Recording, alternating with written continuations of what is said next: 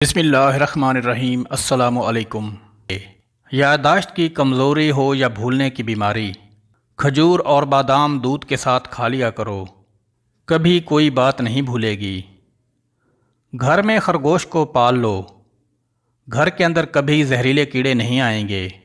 گھر میں بلی پالو، چوہے نہیں آئیں گے۔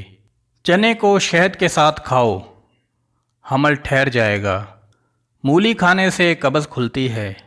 رات کو سونے سے قبل انڈے کی زردی چہرے پر لگاؤ تو چہرہ دودھ کی طرح سفید اور چمکدار نظر آئے گا۔ سرکے کو گرم کر کے کان میں ایک ایک قطرہ ٹپکانے سے کان کا درد ختم ہو جاتا ہے اور کان کے کیڑے مر جاتے ہیں۔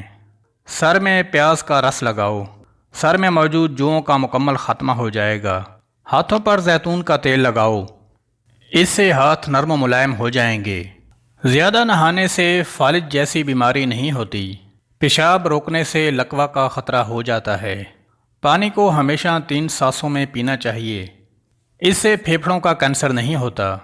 روٹی کو چبا کر نہیں کھاؤ گے تو کمر کا درد شروع ہو جائے گا۔ جمعے کو صبح کو ناخن کاٹ لیا کرو، اس سے گھر میں نحوست نہیں پھیلتی۔ روزانہ صبح کے وقت گھر کی صفائی کرنے سے رزق میں اضافہ ہوتا ہے۔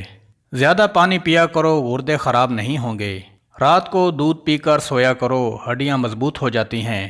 کبھی ٹیک لگا کر مت کھانا کھاؤ، اس سے سانس کی بیماری کا خدشہ ہے۔